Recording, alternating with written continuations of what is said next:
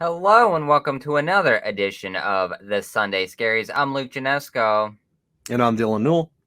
Another Sunday and even more horror news. This is your source for all your horror news, blended and ready for your consumption here on a Sunday morning to get you ready for your work week. Or, maybe you're just hanging out at the house. You got to listen and get all your horror news here on the Sunday Scaries. Right, Dylan? Absolutely. And hey, maybe it's not even Sunday. Sometimes I procrastinate things and I listen to this on like a Friday or a Tuesday with my people on their weekly shows. So whatever day it is for you, just please enjoy the show. Because we You got a can only lot of listen stuff to to this on talk about, a lot Sundays. of We're going to fun. take it off air. That's how it Yes. goes. Yeah. Okay. So it's It's Sunday is now the exclusive. new limit. It's going to be horrible for trying to get any traction. We're just going to rip it down, one time use only. That's what it's going to be. It's available Sundays from 9 a.m. to 12 p.m. And then after that, it's just gone forever. Just Could delete you it. imagine that like being like a thing where it's like, oh yeah, all my content goes up and then I take it all down and I put it on my Patreon and then you have to pay for it.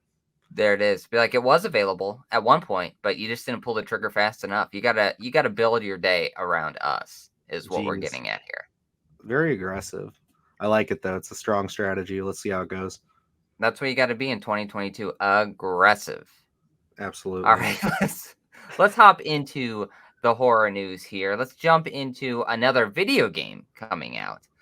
Horror fans, start your chainsaws. The Texas Chainsaw game has gotten a release date for 2023. With the Friday the 13th game all but floating at the bottom of Crystal Lake, Gun Interactive has brought a new horror franchise to the multiplayer table. The game will serve as a prequel to Tobe Hooper's 1974 film classic, following a group of young adults searching for one of their sisters who's gone missing. Is Leatherface going to give Jason a run for his money, or will Gun Interactive have a bust on their hands? Dylan, are you excited for this? I'm mildly excited for it, I guess I could say, because like to be honest, although it was a small game, I was pretty excited for Friday the 13th, and I just feel like as you know, I would say I'm a gamer, quote unquote. Like I do play video games. I have a horrible habit. You say you have a horrible habit of buying video games and maybe playing them once and then never playing them again. I will get Yes. like halfway through every single one and then just put it down and then never pick it back up. Uh, for certain games, like I was doing really well. Like about 2 years ago, I played Last of Us 2, all this stuff. It was great, fantastic experience. God of War, just a bunch of PlayStation games, and I loved it. I had a lot. I really reconnected with that side of me, and that's kind of like if you hear what I'm playing, where I'm going with this is to where it's like I'm interested in this, but the fact that it is like Friday the 13th, where it's just a multiplayer game that you rely on other people, like it's also the same thing with the Evil Dead game. I just know the Evil Dead game allows you to use bots if you want to, so you don't have to rely on other people. I would think I'd be more excited for this game. To the point I'm trying to make is just that if this had a solo campaign story, where if this was like a sequel to the first movie, like they want to do that, they've already done that once before. But like if they could do that in video game form and just have us like play a story like this, that'd be really cool. But I get it. These Dead by Daylight style games are pretty popular, and this is kind of what people are leaning towards, which is cool. But again, I would look. I think I'd be way more excited if this was more of a single player experience. Yeah, I'm really with you on that. Like, I was really pumped for the Friday the 13th game. And then I kind of realized, oh, they're only doing really an online version of this where, I mean, it's fun to hop online, either get killed or do some killing and then call it a day. But I honestly want more from video games where it's like we hear about who was it, Tom McLaughlin, who's talked about he's had a sequel to Jason Lives kind of trying to get made.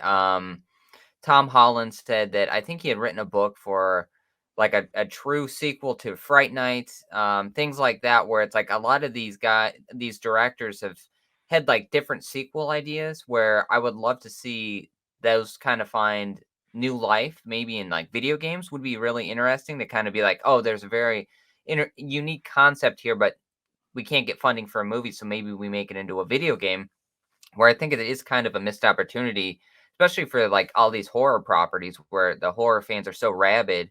to get more content with a lot of their favorite slashers, killers, whatever is out there, to just kind of um, contain it into just an online story mode kind of that's it, and without a really long term um more of a story-based concept, it's kind of a missed opportunity. That's really what I would love as well, where it's like, we're gonna give you a prequel to the Texas Chainsaw Massacre. We're gonna give you some sort of sequel to Friday the 13th and kind of build on that lore, and kind of give you a unique story rather than, hey, you can play as Leatherface and chase people around and saw them in half. I think that gets tiresome after a little bit, where it's like the replay value for me is only it's minimal, where it's like I can go on and I can play it for a week or two, and honestly, no matter about updates or anything like that, it's gonna get old for me. Yeah, I agree. I mean, like it's there's only so much you can do with an online setting, in my opinion. I think like that's another issue I had with another video game like the recent Halo. Is that like I love some of the older Halos. It probably stops at Reach for me, is like that going backwards is like where I would place myself in the Halo universe, is like the games and stuff that I loved and enjoyed about that series. And Halo Infinite was cool, especially, and I'll just say the multiplayer specifically. I didn't finish the campaign, obviously, um, so I can't speak on that. But for the multiplayer, it's like it was really fun. I enjoyed it. I had a good time for like maybe 3 weeks, and then you just kind of it's just the same thing over and over and over again, and like that's just kind of the way it goes with most multiplayer games, unless they have like a really good support behind them, which I know that Gunn was kind of chopped at the knees in two circumstances last time with Friday the 13th, because number one, they didn't expect that game to be as big as it was. The horror community really showed up for that at launch, so it was really tough to play at first. And then just the lawsuits. They cut it off at the Yeah. knees, and there was nothing they could do. Because I would be curious to see if they hit the ground running, and they didn't have the server issues, and they were able to produce content as quick as they were hoping.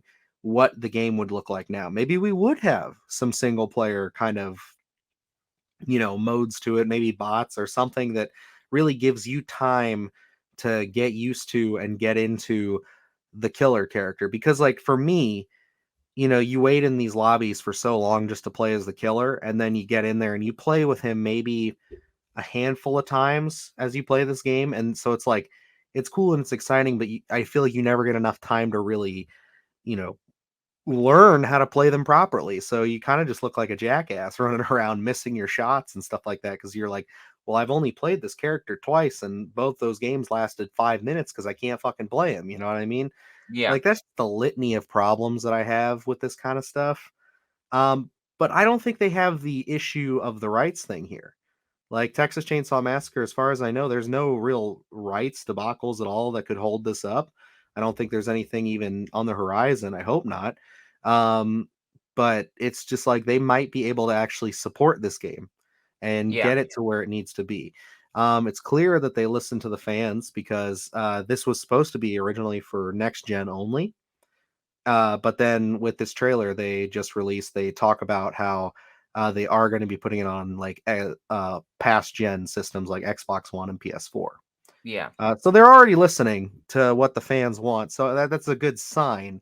I just hope that they can really deliver with this, and I hope that I eat my words on it. It's a lot of fun, and they've learned from past experiences, and I hope that they can just fill this thing with content. And as long as it's not behind some ridiculous paywall, I think that that would really keep the lifespan of this game going. Because I think Evil Dead is in a really strong spot right now.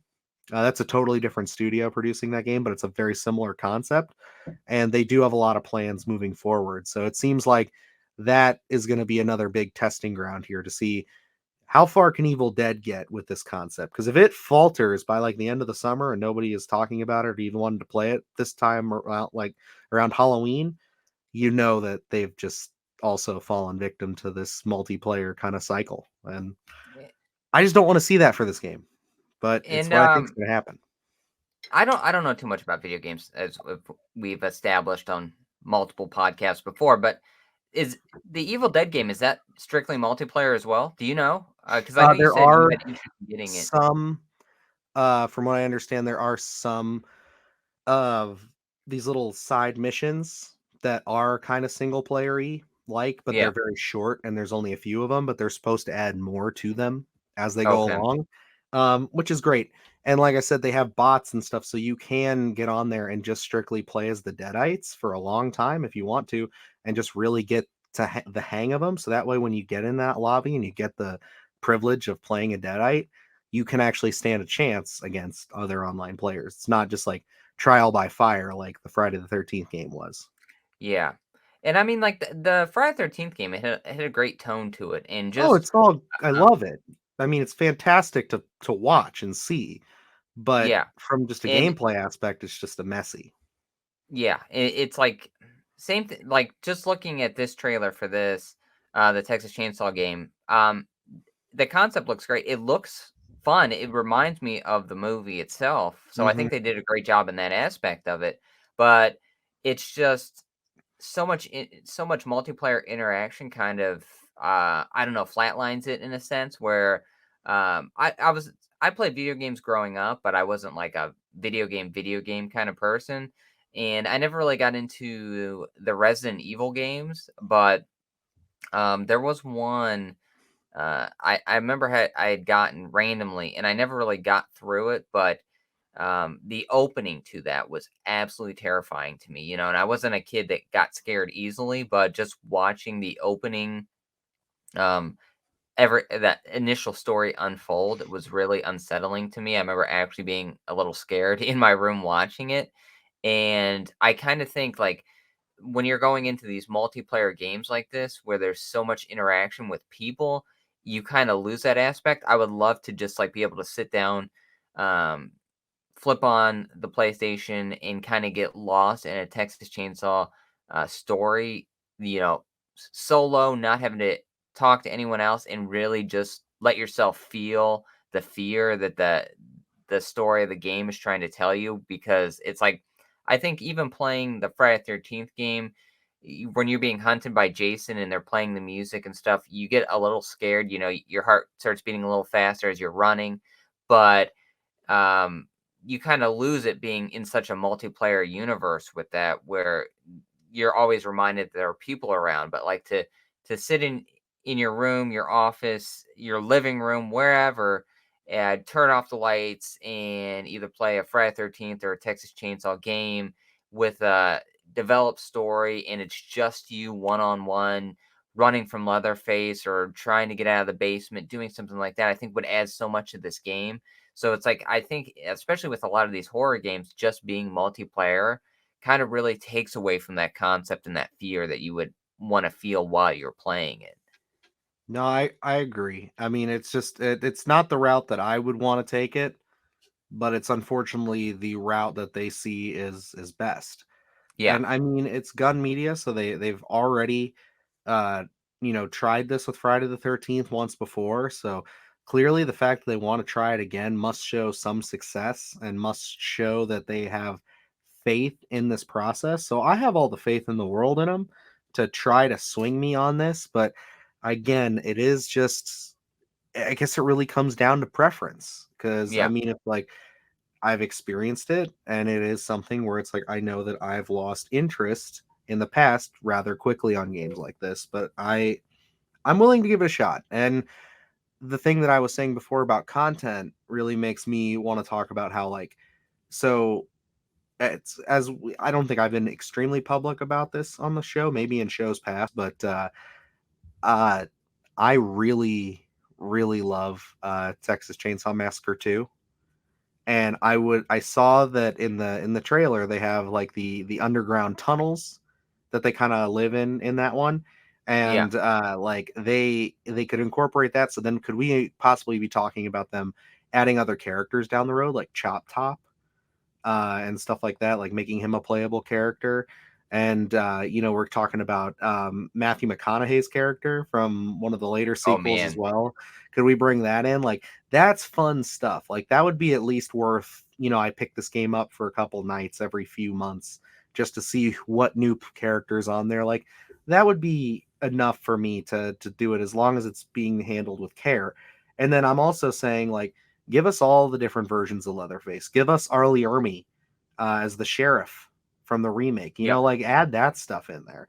Give us the remake Leatherface. Give us hell, even give us the Netflix Leatherface. Like put it all in there. Like just make it a complete. And that's another thing about Evil Dead that I think is like a big positive that people like is that you're getting shit from all three of the original Ash trilogy and Ash versus Evil Dead.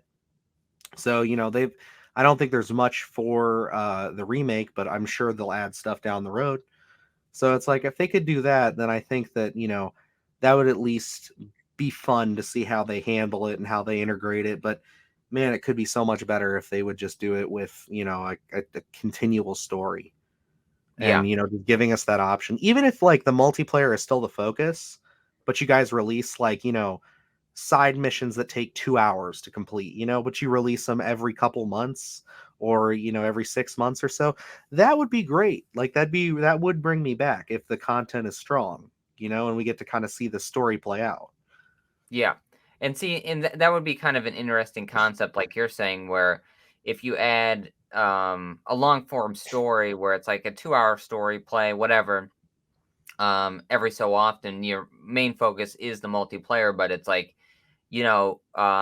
this month we're adding Texas Chainsaw Massacre 2 version. It's a, 2 hour story and you kind of get lost in that, or just something random where it's like you have a lot of these different chapters um in the video games where it's like, yeah, the main multiplayer is the original Texas Chainsaw Massacre, but we're also doing an update where, we're gonna have Texas Chainsaw the next generation, and you're going to be able to do something there. Or there's just a new unique story that we're adding in here that has never been told before that a young writer wanted to tell, and we thought it was great. Wouldn't make it into a movie, but we're going to do an update, and you're going to be able to play, a half hour, an hour of this new story just to kind of get lost in a new take on Texas Chainsaw Massacre. I think, like you were saying, where this one theoretically doesn't have any kind of rights issues like Friday 13th had, and they kind of got chopped at the knees with. This one could be a very interesting take where it's like they can continue these updates. They can kind of go right or left with it, and kind of do a lot of different things with it. So I'm curious to see if they're really going to take advantage of that. Maybe this is like their second take where it's Friday 13th didn't work out long form in a sense. So let's use Texas Chainsaw Massacre and really develop what our initial plan was for Friday 13th. And maybe they're going to really go all out with this, what they had initially planned with Friday 13th. So I'm very intrigued. I don't think day one I'm going to get this game. I think I'm probably going to see how it plays out, That's and a see if safe maybe bet. they do some of those updates and see kind of where it goes, maybe 6 months in, and see if there are great reviews, if they're really doing updates, if there's any long form story to be told, or where exactly the direction Gun Interactive is going to go with this. So, I see myself eventually getting it. I can say that maybe I will own this game at some point. Definitely not at the very beginning. But Dylan, do you think is this gonna be a day one purchase for you? No, it won't be a day one purchase, unfortunately. It is just something I'm gonna have to see. It might be like a 2 week out purchase if reviews are good and everybody says it's solid. Once we get a little better idea of what they're trying to give us here, maybe. But again, that could swing me if we get more content and more updates as it's coming out. We have till I think it's late 2023 is when this is set to come out now. Yeah, I think Um, so. so there's plenty of time that they could release more information and we could eat our words and then they're like, yeah, we're actually integrating like a full scale campaign. And if they're doing that, then great. Like that might shift me because again, you said it earlier with the Friday the 13th game, Gun Media really struck a great tone with the music, the setting, the designs, all of it was great. And it looks great here. So I'm excited to see this get this treatment. But again, it's just for me, it's just not the kind of game that I was hoping for, Yeah. just from its general concept here. But I will definitely keep my ear to the ground with this one. I'm a huge Texas Chainsaw Massacre fan as far as the first one goes. I love that movie to death. But like I will be kind of standing off to the side with this one because I'd like to see it succeed, but at this point we could possibly be looking at throwing it just on the shelf with the latest Texas Chainsaw 3D, and all these other garbage things, Leatherface and stuff that we've been getting over the last few years when it comes to this franchise. All these different random offshoots of the original property. Yeah, they've Which, really tried to. They've beat that horse dead at this point. I mean, good lord! Like if they had just announced another Texas Chainsaw Massacre movie where they're like, we're scrapping everything again. The first movie is all that matters because it's like you guys have literally fucked that up like 3 times now. they're like, let's try it again. Let's see what we get. Ugh, it's gross, man. Just make a sequel, direct sequel to Texas Chainsaw Massacre 2. And I want to see more of that. I think that Toby Hooper was, although I love and respect the tone of the first one and it's completely different, I can't wait till we talk about that movie in depth because that I think is just such an awesome film. I think that it's funny, it's misunderstood, and I love it. I absolutely think that it's a complete travesty that so many people hate that fucking movie. I think that's going to be a very intriguing discussion. Come on. We When's the may last have time you watched that? it's been a minute. But it was one of those things where I watched it because I heard so many positive reviews on it, and I was like, Mm, let me check it out. I don't know, And then man. I was led down a horribly wrong path. Uh, I, I, I, I'll watch it again for certain, especially if we're going to talk about it. But like, right, to be honest, my interest level for that film is zero.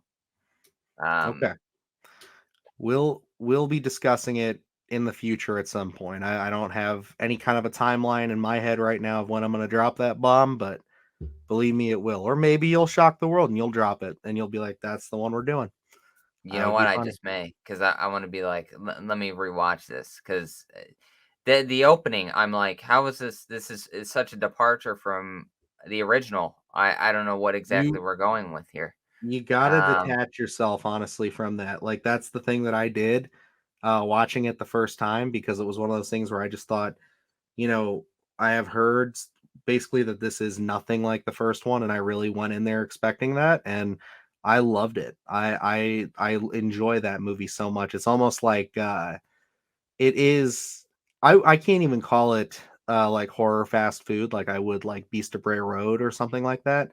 yeah, Like it's good. Like I think it's a satire. It's awesome. I mean, like Toby Hooper really like wanted to lean more into the comedy because there's a lot of comedy, like unintentional, like kind of out there comedy. And I don't want to go down this whole rabbit hole for Texas Chainsaw right now, but in the first film, like if you watch that movie, there's a lot of moments where it's like they're really playing up this kind of uncomfortable comedy in this, and it's like it's twisted, and I think that it adds to the horror of that film. But in this one, they just kind of he's like, well, if nobody thought that I was, if I didn't strike a good enough balance there, I'm just going to lean fully into the comedy aspect, and I think it works. Like I don't know, it's to me, I might be on my own little island over here, but I think it works great. you know, I guess it's hard for me to unmarry myself from the original when you decide to make it Texas Chainsaw Massacre 2.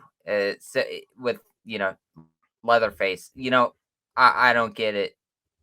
I mean, I'll watch it for certain, but it's just like one of those things where it's hard to you take the topic of the first film and then you try to make the sequel into a comedy. I don't know necessarily if that works. It's not a Gremlins 2 scenario for me. Um, it's just it's very odd. And the last point I'll make on it, so that way we don't keep harping on this because we have other stories to get to. Because I could talk Texas Chainsaw for especially these first two movies for a long time. But I will shut myself up after this. Is that if you want to know where my head's at with it, the first film is still a million times like a million miles above Texas Chainsaw Massacre 2 for me as far as quality and just Yeah. overall like appreciation for it. I just think that, I was able to differentiate those two movies enough to where I'm just like Texas Chainsaw Massacre 2 is a totally different experience, and I think it's a much more enjoyable ride when I got in that headspace for it. Because it's Okay. just like I understood that it's like we're not going to reach that. It's like I'm a big defender of Jaws 2. I think that there's a lot of really strong moments in that. We know this. But it's still Jaws 1 is a vastly superior movie in every single facet. So it's like that's just kind of my viewpoint on it. Well, we'll table that discussion for a long form podcast because I That's a think smart we play. may be in may we may be in two different places, just like we were with the It movies. That is true. But that does bring us to our next topic. With the summer heat officially here, it's time to jump in the water and cool off. But don't worry about swim lessons if you're in Derry because they all float. Writer Shelley Meal shared a photo from the offices of the series, littered with iconic red balloons, and stated, "First day of Welcome to Derry Writer's Room. We all float down here." The series is set to premiere on HBO Max and will be set in 1960. Are hopes high for the TV series, or did It Chapter 2 leave you feeling worse than Georgie with one arm? Now, this one, I know we varied on the first film. The second film, I think we're pretty much in tune in terms of if we liked it or did not like it. So, Welcome to Derry, I don't know. For me, it's not something I was asking for. It's like, do we need it? No. Am I excited that we're getting it? I gotta say, not really. I don't think we need a really long form storytelling of Pennywise. I just don't think really anyone was asking for it. And I know Stephen King said, I think he might be executive producing. He's attached in some fashion, but he said he's not going to be writing for it anymore. Like that, he's not going back to that property. That's not going to happen. So this is kind of uh, un unrelated to him. He's attached, but not in a writing sense. So I really don't know what they're looking to achieve other than, hey, it's name value out there, and we're going to get eyes on this and hopefully make some money from it. Is really the only thing I could think of. Yeah, I mean, It Chapter 1 and 2, correct me if I'm wrong, if not were billion-dollar movies, they were close to it. Yeah, They made a ton of money. And so why not? Like, I mean, even with us having a lot of reservations about It Chapter 2 and just having a lot of problems with that movie, it still made a lot of money. I saw it twice in theaters with it being almost 3 hours long. Because I was more just like, well, I didn't really care for that, but let me see that again. I think that's good because I really like the first one. yeah, There's a lot of cool stuff there. Now, I'm actually the opposite with you. I'm excited for this because I have always everybody knows, and especially after listening to the Losers Club podcast where they cover the entire book of it in grave detail, and then the movies and everything that I've seen, I have been really looking forward to the idea of taking Pennywise out of that original story because everybody knows that the first half is always the stronger half with the kids. The first half always works and it always does well. The second half always fails.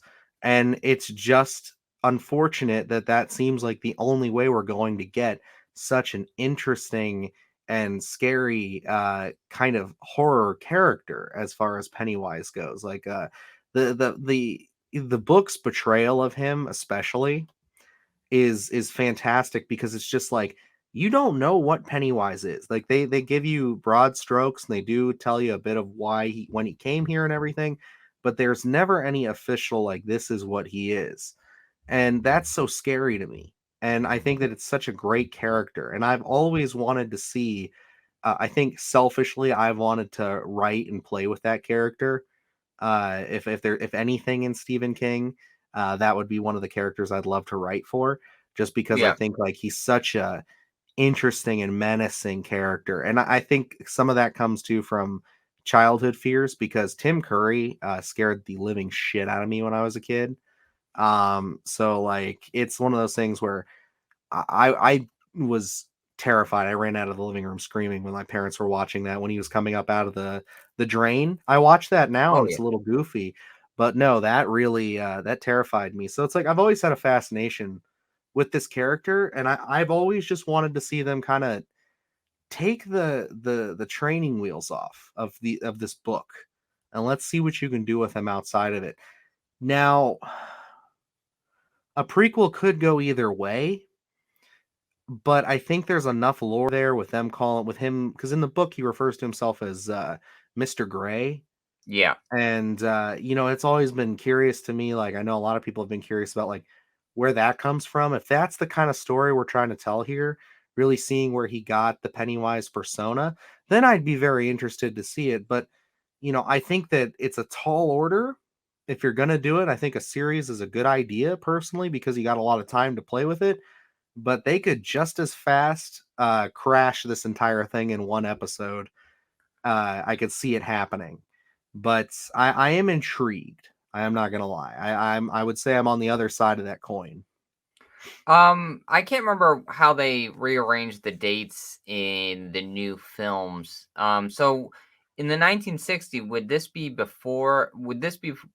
as he was an actual person? I Did they, don't know. Now I feel like that is a little too recent for that technically. that's what I Um, was thinking. but So like I this is mean it is a thing where this is a series. They haven't said that yeah, it's a limited series. So, are we looking at a thing where it's just going to be them going from the 1960s to the 1950s, like just going back 27 years each well, season until you get to the end where it comes to him coming for the first time, like becoming it's his thing? and I mean, like, just from a financial standpoint, that gets extremely expensive having to jump 27 years considerably. That's a lot of time. Where, um, I'm not against a lot like revisiting this character, but I feel like if you're going to do it, and Stephen King's not going to be attached, and he said he's not coming back to really write anything else for this character, and it's going to be someone else's story in a sense. I I think they kind of fumbled it for future plans, um, messing with the timeline because uh, I think I'm not a fan of a prequel. I would be a fan of a sequel, and if you had rearranged those times and whatever the chapter two had taken place, in 1990 or 1995, whatever, and then we're gonna jump. We think everything's taken care of with the losers club, and now we're gonna jump 27 years later, and hey, turns out he's back, and we have no idea what's going to happen in that series, and it's just Pennywise terrorizing a new set of kids, and we're gonna see how they deal with it. I think I'd be a little more intrigued with that rather than we're gonna always go back in time 27 years. I don't know if that interests me, and I don't need to know. I want them to deal with the issue at hand. I don't need we're going to dive into his backstory and we're going to unveil this and we're going to tell you a little bit more of that. I don't think we need that too much storytelling of this is Pennywise. This is why he does what he does. This is what he used to do. He used to be these were his hobbies. He loved to do this, before he turned into, whatever exactly he is, the embodiment of evil, whatever you want to go with. I don't think we need that. Yeah, I would agree. I mean, like I think that I don't want that either. I don't really want to go that deep, but like you can do it in a way where you're still just hitting shades and like it's done effectively. But I think like yeah, I think I'm with you on the fact of I'd love for them to just be dealing with Pennywise. I want to see him being more of a menace. I want to see cuz there's things that he does in the book that you never see in the movie, like he kills a baby in the book. Yeah. And that's one of those things where it's like you never saw that in either of the adaptations of the movie, but that is such a scary thing to think about the way they describe it and everything, and just how he handles it. Like it is terrifying, and I think that you could see more of that menacing side of Pennywise. Um, the big thing is, do we know if Bill Skarsgård's coming back?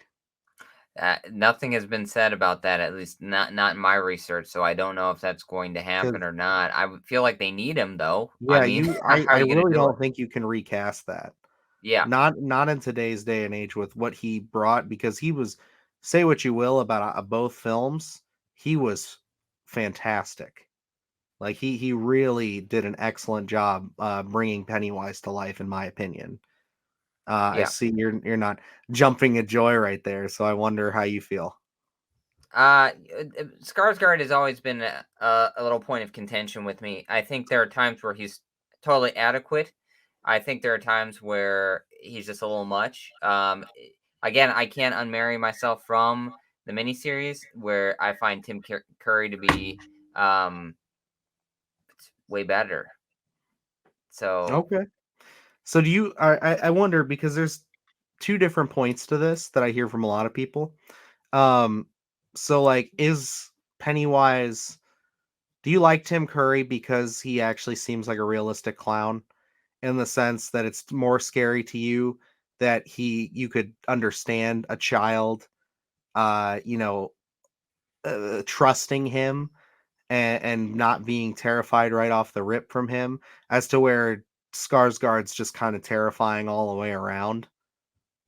yes, I think that was a big problem for me where uh, Tim Curry's Pennywise looks inviting, like he's just a normal clown. Where this one, I know they wanted to go different. They didn't want to be an exact replica of Tim Curry, so I understand why they did it. But from a logic standpoint, it doesn't make any sense. I would never talk to that clown. You know what I mean? Like he's in a sewer already.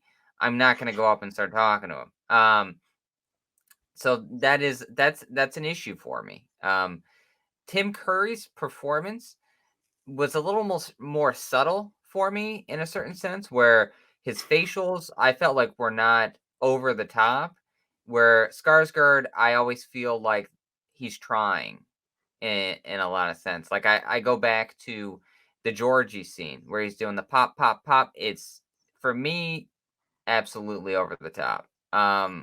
So like there are just things like that where it's like I think there are scenes in both those films where I'm just like he's really trying to do it. And I'm like, at times it works and times it doesn't. Tim Curry, I can say always worked. I'm curious to see this, if this is going to end up in Andy Muschietti's hands. It I'm is, really isn't curious it? to see, is he? I know he's going to be a producer, but is he going to direct all the episodes? Oh, I don't know about that, but I mean like he's involved, Oh so yeah, I'm because assuming I feel like the first part, not to dive into both movies here, but a big problem for me, like when coming from It Chapter 1 to It Chapter 2, is we get that first part where there's humor. There's what I feel like is a lot of, intentional story humor that works. There's a couple of gags, like I think it's the is it the Backstreet Boys or In Sync? Which New Kids on one? the Block. New Kids on the Block, okay, where they Different showed a eras, man. Come poster. on. I'm sorry, okay, that I really wasn't into that. I was like an infant when all that was popular. Um, so I don't, were like you even born? probably not. No, at that time in the 80s? No, no, I'm Yeah. sorry. Well, New Kids on the Block were popular for years after that, weren't they? Or is that when everything kind of New happened? Kids on the I don't Block were fucking popular know, for, dude. like I don't even know if they made it in, no, I think they made it in the '90s, maybe the early '90s. They were over by the time you were born, 100%. Damn. Okay. All right. All right. I'll get put in my place. I know. Point that I'm trying to make is one little flash where they play the sound bite of some music. Okay, I'll forgive that. It was always one of my least favorite parts of that first movie.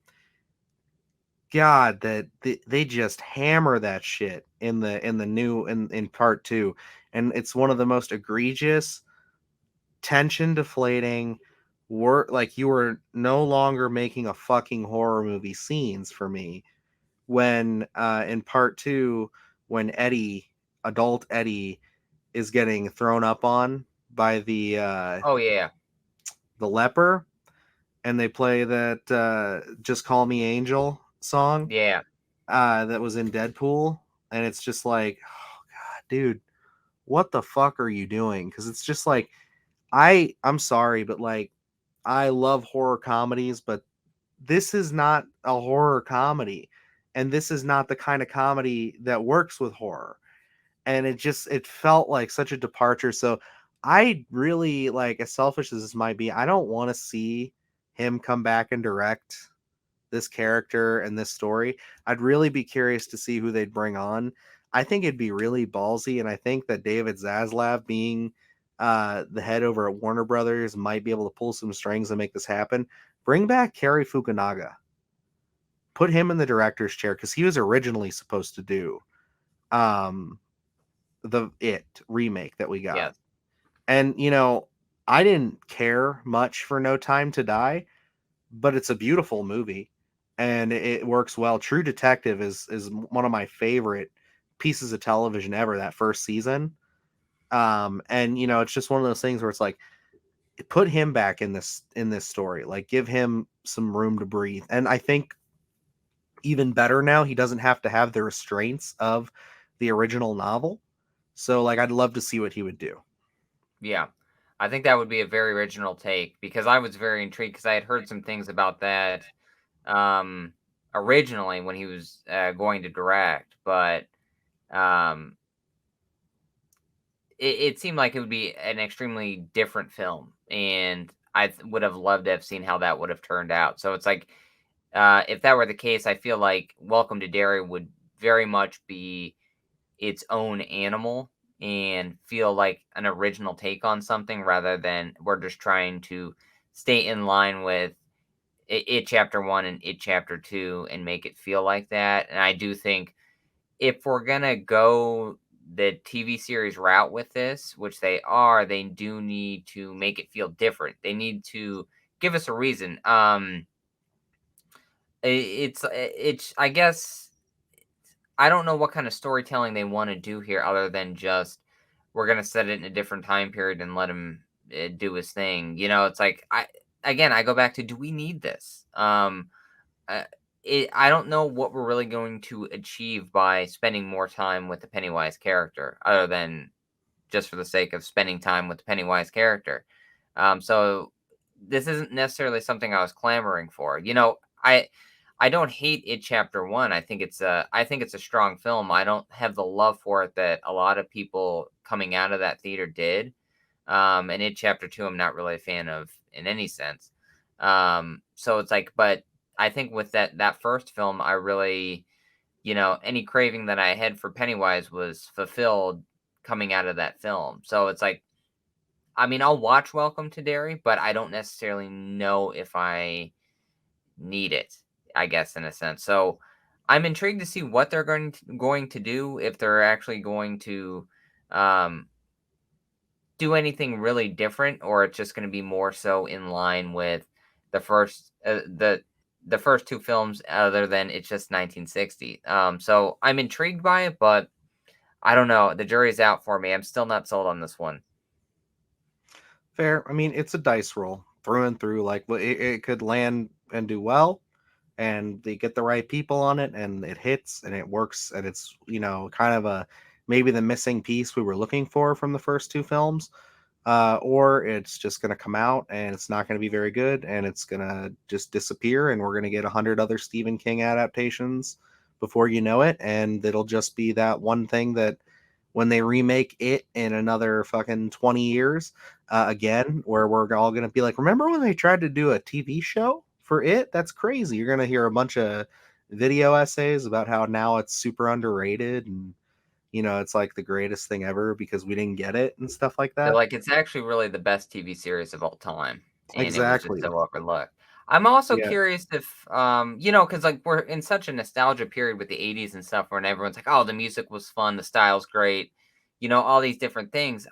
With with it being like 1960 or just in the 1960s in general, I don't know necessarily if that's going going to resonate with the general audience. It's like same thing with like a Boardwalk Empire, where some people didn't watch it because it was so time stamped. And I mean, it's a great TV series, but some people didn't watch it. So it's like with it being 1960, I don't know that's gonna have people shy away from it to be like, meh, it's kind of sometimes those period pieces can be a little bit of a chore because you're so far removed from it. Especially, I think this may come out in 2023, where it's like we're really jumping back in time here. It's like, is a general audience really going to watch it, or are they going to be like, this isn't really for me. Let me just put it chapter one back on and reminisce about the 80s. No, I totally could see that. I mean, like like I said, it can go either way at this point, but I am at least going to go into it with some hopes and just hope that maybe they get it right, because I do enjoy the Pennywise character.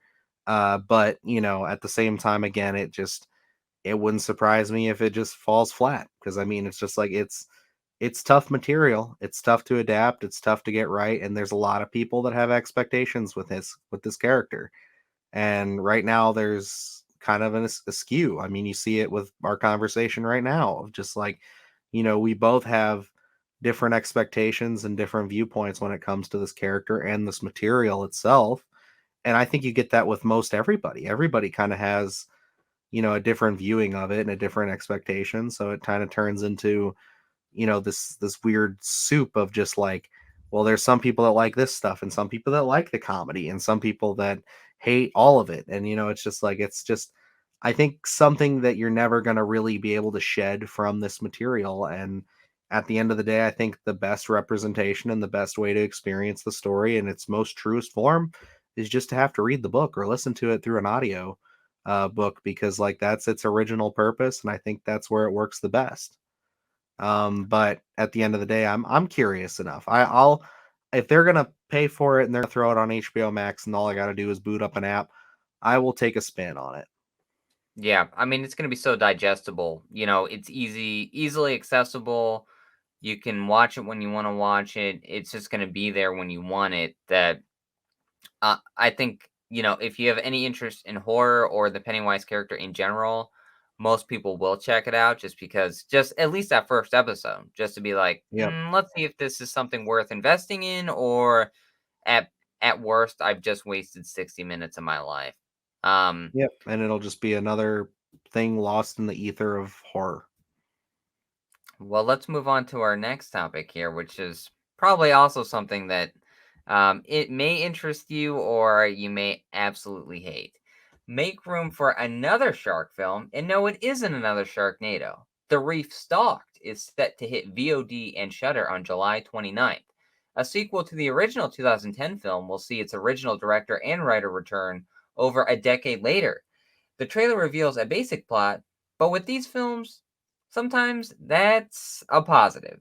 Can we expect a shark film that has some quality to it, or is this chum in the water? Dylan, I know you brought this to my attention when we were discussing the format, so no surprise that Dylan brings a shark film to the table. But I don't know, you're pretty undecided about this one, aren't you? I am. And it's like, yes, I'm the resident shark movie lover, creature feature guy here. So That's what we love about you. we got to also admit here, it's been kind of a slow news week for us here. There wasn't a lot that really came across the board, so we kind of had to pick out of the scraps what we wanted to talk about. And this is just something that the only reason I even really brought it up, because there's been a few shark movies that have trailers for that are coming out pretty soon. Uh, this one is just a sequel to a movie that I actually really love and respect a lot as a shark apologist and a shark film fan. Um, I do enjoy the first movie, the first Reef. I thought that it was really creative. They shoot with real sharks, so you don't get to see them, you know, really ripping people apart all that much. Like you see a little bit here and there, but it plays into the fear. It plays into that subtle fear. Yeah. And I personally have a huge fear of being trapped in the middle of the ocean, specifically at night, but also just being in the middle of the ocean, just, like God knows how much water beneath you, just like out there, just stuck, and there's just things circling you and coming by, like horrible feeling. Just that would literally, I think my whole body would shut down. So it's like it really fed into that natural fear for me. And that's what happened. And I think that's why I think that I really identify and like that first film a lot. That being said, that movie came out, God, like 2007, 2008. I 2010, I want believe. 2010. Okay, so we're talking about a 12-year difference here Yeah. in this and then the sequel, but it's the same director, I believe. Yes. Who's coming back and writing it and doing it. So I'm curious now. I'll get into the trailer and then I'll pass it back over to you because I don't want to take too much time up because I could talk again about this stuff for a while about my preferences with shark films. This doesn't blow me away. I think that it's intriguing enough, but it's just I've been seeing a recent trend with a lot of these shark movies, especially where it's like it all started with one that I actually really like, The Shallows, where they're playing this like upbeat modern, like just music nobody actually listens to, I feel like, that's like really low budget and shit, and they're playing that all through it, and it's like, oh, we're a bunch of friends and we're out on our kayaks and then we're getting stalked by a shark because it's literally called the reef stalked. And to me it's just like, okay, cool. But it's not really changing anything. You've just taken the rock from the shallows and made it, kayaks. You've taken the people that were stuck in the middle of the ocean and put them in kayaks, and now this is what we're dealing with. And I just feel like, is this really 12 years removed the story that you wanted to come back and tell? And granted, it's just a trailer, and I'll have to watch the movie, especially because it's going to be on Shutter. But it's just one of those things where it's like, I don't know. I just feel like this is just going to be another one for the wastebasket for me. Yeah.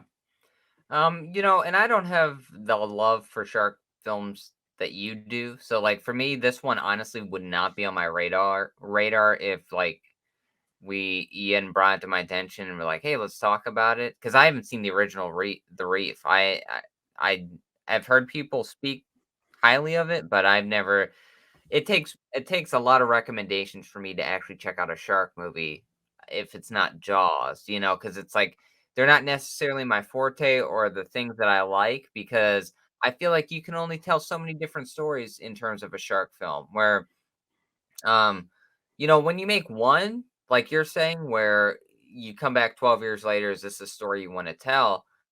I don't know how many stories there are to tell in the shark realm or a universe where it is either a boat crashes or you're stuck somewhere and you're being circled by a shark, and that's usually the gist of it. It's very hard to kind of differentiate and get a very different, unique story.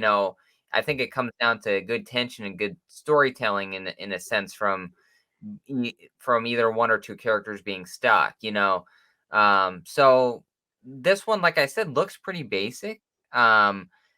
I can't say it's gonna be good or be bad. Like, a lot of times, I will say from a lot of shark trailers, I'll be like they do something where I'm like, "This looks horrible."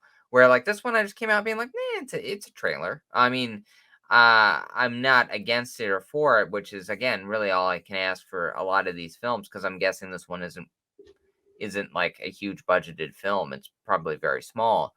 So it seems like they're kind of keeping it basic, it's more realistic, grounded in a sense. So, I mean, like, I guess for me, out of the gate, the trailer's not necessarily a strike for me. I would say, more open to watching it from the trailer because they didn't do anything outlandish or stupid from my point of view. So I'd be a little more open to actually, hey, booting up Shutter and giving this one a watch.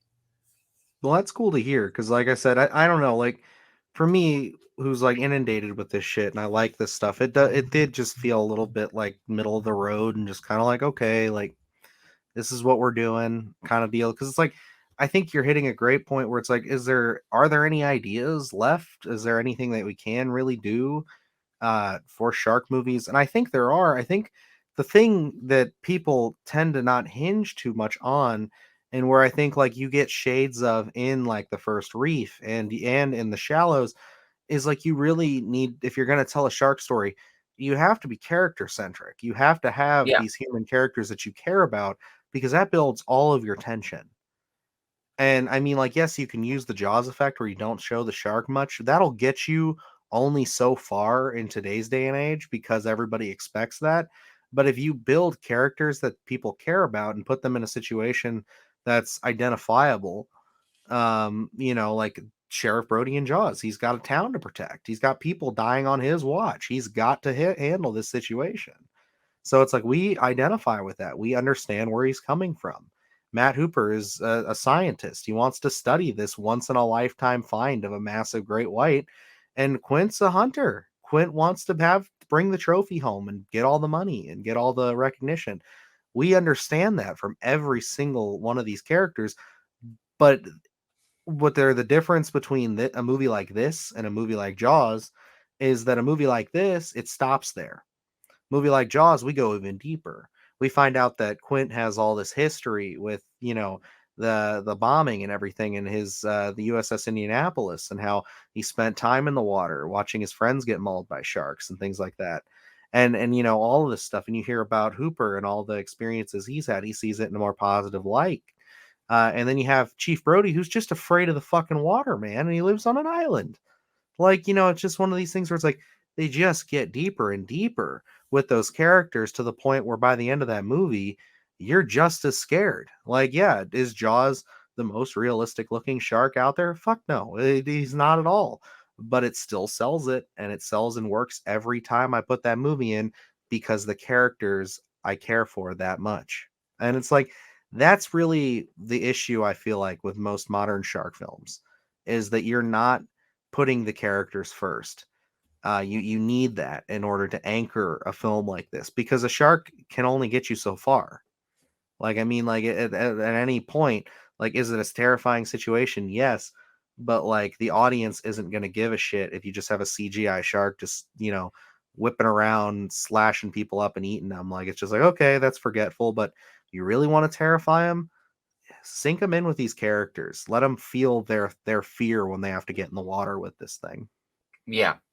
And I think that becomes an intimidation factor for a lot of these films where you don't see the kind of lineup that was in Jaws, where you have Sheriff Brody and then Quint and Hooper, and it's like you have this interplay with all these characters. Where nowadays it does seem like a lot of times they decide to focus on one character, at most two, and that second character is usually such a side character that doesn't get much interplay with anything. It's just kind of there to support your main character. Where I think maybe it's an intimidation factor for anyone going into those. I'm already making a shark movie.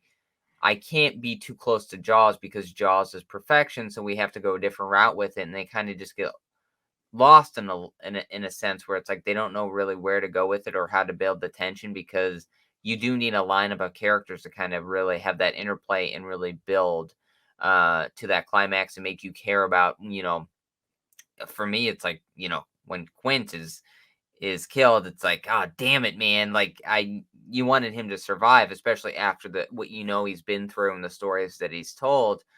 So it really makes you care. But like, uh, Jaws is that perfection where everything in that movie counts. So it's like, I don't think you've seen a shark film that really lives up to that story being told.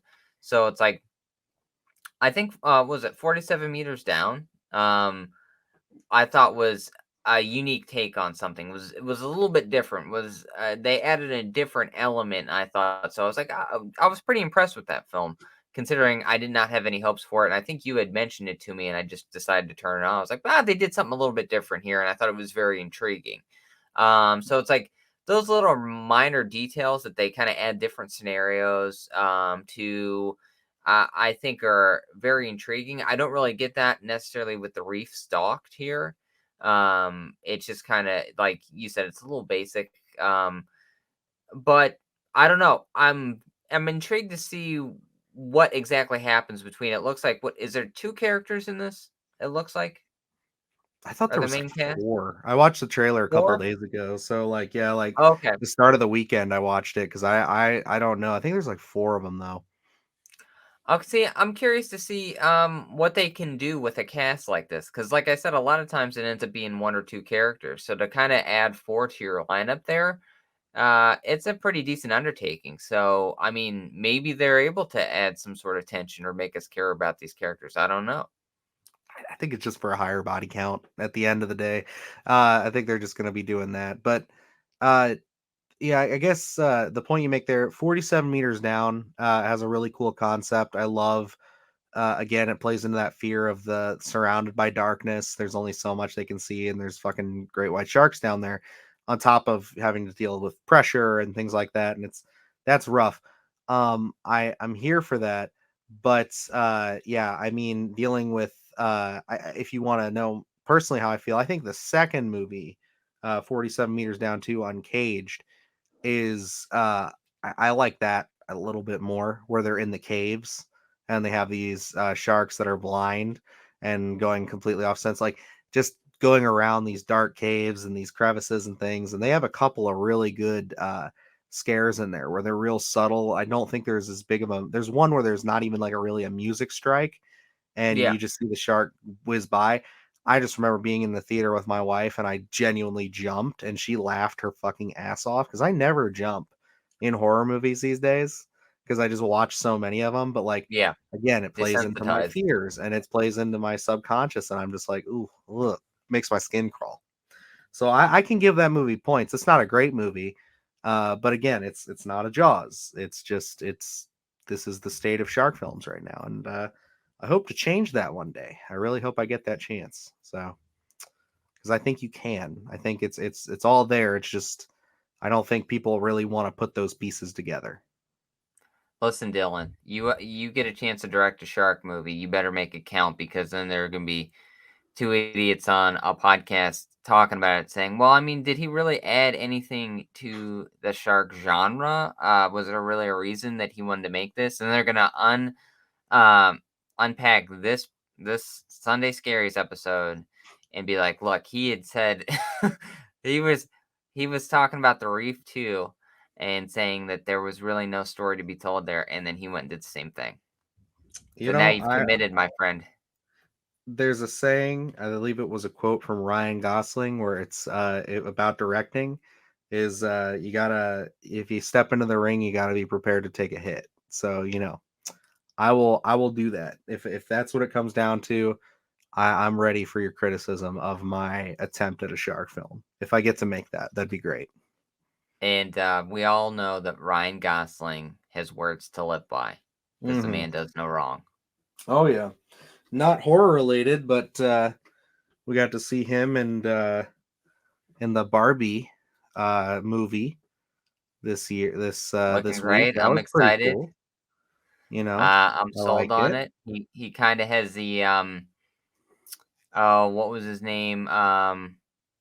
Handsome Luke Gladden or something like that. Was that his name? Kinda Yeah, got that Luke vibe. He needs more Blanton. tattoos on the face, Yeah, he cleaned up but his shit. Yeah, no, I'm very curious to see how that one's gonna pan out. Is that one we're gonna go see in theaters? We're gonna go yes, support the boy.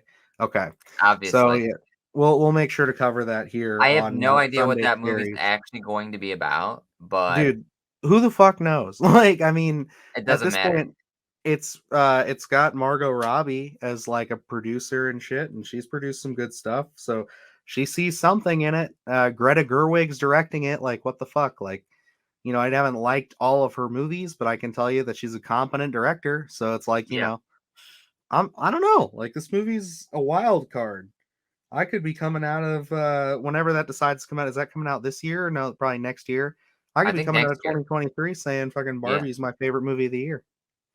number 1. It might. Anything Ryan Gosling is number 1, let's be honest here. That's true. I mean, we are big Ryan Gosling stans here. We love him. Hey, he shows up in The Reef Stalked. That's number 1 movie of the year. I can't wait. That would be it. Honestly, fuck everything I said about character development. Put Ryan Gosling in a shark movie. We're good. That's all We we are need. solid. Absolutely. All right, well, let's move on. We have reached our final topic here, which is why we are here today. As Dylan had said, this was a little bit of a slow horror news week. So we kind of developed a little extra segment here on the Sunday Scaries. Since it is Father's Day, if you're viewing this on Sunday. So we've got Daddy's Got Issues, the worst and best fathers in horror cinema. Now, we know that a lot of horror movies have some good dads and they have some very bad dads. The Shining being one of my favorite films. Jack Torrance is probably the blueprint for a bad dad. But so me and Dylan decided we were going to go through not necessarily our top threes or anything like that. I feel like we're kind of just doing some of our most intriguing, best and worst fathers, maybe some that don't appear a lot or get a lot of love. So we kind of went through a little bit and kind of tried to pick some of the more unique picks, I'd say. Is that how you put it, Dylan? I would. I would say my at least like going into it, my goal was I just really wanted to think about it and highlight some dads that I don't think get talked about, as well as some all-time greats. Like I mean, you're talking about Jack Torrance and things like that. Like that's one of the most iconic horror fathers of any of them. But I wanted to kind of give a nice balance where it's like I talk about some of the big boys, the ones that we all know, but I also wanted to highlight some that like maybe we didn't think of right off the bat. Like I mean, even just having this conversation, I thought of one that I think would have been interesting to add to the list. Maybe I'll bring him up a little later, but it's just one of those things where it's like I wanted to really have a nice varied list. I didn't want to just lay down like this is my official top 3 or anything like that, because it's like it could always change. It's always constantly, I mean, with cinema being added and you're always thinking of different things, the list could be different by next week. But Absolutely. let's hop into it. Let's start with our worst. I'll throw out my one of my worst that I first picked, and I don't know, Dylan, if you've seen this film or not. Pet Cemetery 2, Sheriff Gus Gilbert. I have not. I have to Okay, admit I have not seen Pet Cemetery 2. I know that you own it on the Voodoo, on your I Voodoo. do, I do. So I will have to check it out at some point. But no, I watched I think it was like a Nostalgia Critic video or something on it. One of those guys. I watched one of their videos on it years ago. And I know that John Connor's in it, and that's about it. Good old Eddie Furlong is in it. Yes, Eddie he is. Furlong. There we go. Which is a weird. I don't know necessarily if that's a follow up to Terminator 2, but it's very weird that it occupies the same couple of years within that span. It's very weird to do Terminator 2 and Pet Cemetery 2. But fun career choices, I suppose. But Sheriff Gus Gilbert is played by Clancy Brown. Wonderful Good performance. casting. I know this film's kind of um, very polarizing. You either love it or you hate it. And I think this film is actually very fun, especially just for Clancy Brown's performance as Gus. I don't want to spoil it too much for you because you haven't seen it yet. But obviously Gus is undead in a sense, as he does get buried in the pet cemetery. And kind of the change in his personality in very subtle ways, where he's not a great person before his death, but then after his death he becomes a little more unhinged, and I guess you'd say almost playful in a frightening sense. He ends up killing a couple of kids in this movie, so I mean he is really off the chain in this, and it's a lot of fun. He's very volatile. I would say it's definitely worth checking out just for his performance alone. Um, they put a pretty interesting backstory because you'll see this at the very beginning. Edward Furlong's mother dies on the set of a film, and they end up moving back to her hometown. And she used to date Gus, and who is now the town sheriff. So he is kind of at odds with Edward Furlong's father because he took his high school sweetheart away from him. So he's got this vendetta against him. He was already a little crazy. It's all around fun. It's very feels like an 80s movie in the early 90s. You could tell it was definitely inspired in the 80s. So I would definitely recommend checking it out. This is one I would love to cover on the podcast just to get your thoughts on it, because it is, for me, it's one of those you can turn on um, when you're busy, and you can just come in and out of this film and still have a lot of fun with it. But yes, I would say Gus is one of the worst dads I've ever seen. Awesome. So I am gonna throw it out there. I'm gonna go with John Strode as my pick. Halloween 6. I think we can all universally say one of the worst horror dads, as far as just being such a dickhead the entire time he's on screen. Like, you can't sympathize with him in any sense of the way. He's just bitching constantly, treating his whole family like shit. And yeah, he gets two different comeuppance, because in the producer's cut, his death is different than in the original cut. So one, Yes. his head explodes, and one it doesn't. But yeah, always one of those characters that I'm just like, God, you really just put him in here just for us to hate this man. The point I was going to bring up earlier, and I'll just bring it up now, is you could also put him and in contention Michael's stepdad in Rob Zombie's Halloween, as well as just being some of the worst Halloween dads that we've had in the franchise. Because God, these two are just insufferable. But yeah, My I had to gosh. go with John Strode. I thought that would get a little bit more play. Um, and just like it is just one of those characters where it's like, from the moment he shows up in the film, it's been a while since I've watched Halloween 6, but he sticks out to me so much that from the moment he shows up, you are just anticipating him just getting his comeuppance, because he is just insufferable, abusive, and just a huge piece of shit. Yes. And I mean, like, even popping up before he says anything, he just has that look to him where you can tell, like, I feel like he was like Emilio Estevez's dad in Breakfast Club, where he's like, win, win, win. It's like, I feel like he's that type of dad, even though they never actually go into his background like that. But Mhm. just staring at him at the breakfast table before he says anything, or he's just sipping his coffee, I'm like, I already hate this guy. And then he opens his mouth and it's like 10 times worse, So it's like he is one of those guys where you are just waiting for Michael to get a hold of him. And I always remember his head exploding. Mhm. I can't remember which version that is in. I'm assuming the theatrical cut, but I don't know. Um, so it's like, and what an appropriate death for him, because it's like you don't want him to be stabbed or anything minor like that. It's like the all you can ask for is to have that character's head explode. And it's like the director knew what he was doing. He's like, "Yep, we're gonna make this guy's head explode right on camera." So it's like I could just imagine, Halloween 6 wasn't something I had seen in theaters. I was way too young for it, but I can imagine people just letting out a sense of gratification as soon as his head explodes right there in the theater.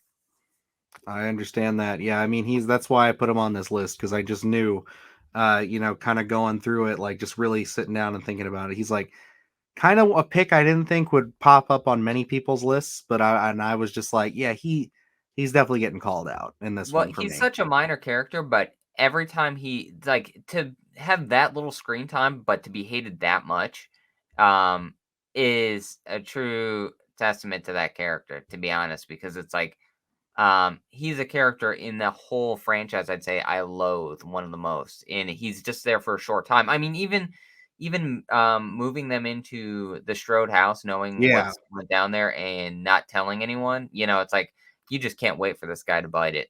No, I completely agree.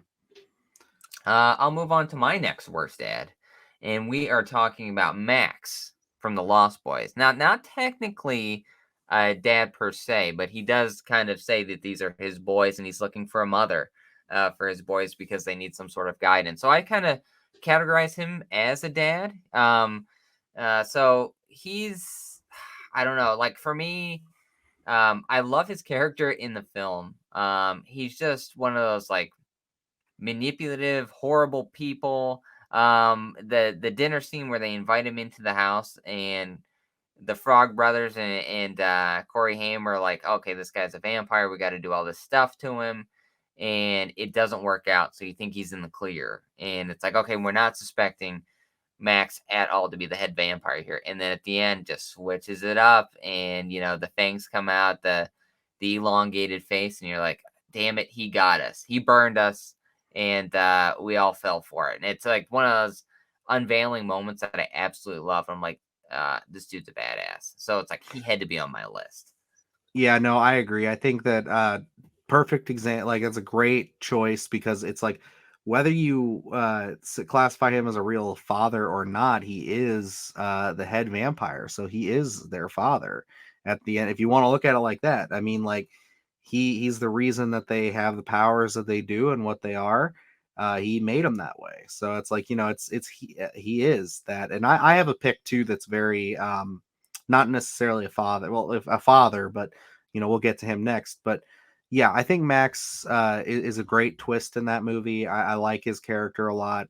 I think that The Lost Boys is just excellent all the way around. Like it's just one of those movies that's just like I throw it on there and I just get so sucked into it, and I love all the characters. And Max is no exception. I mean, like just everything from him having the guard dog and just how the reveal, that dinner table scene that you were talking about, all fantastic. He seems like just this nerdy dude who's like really into their mom, and he owns the video store or whatever. Yes, And yep, that she yeah, works at.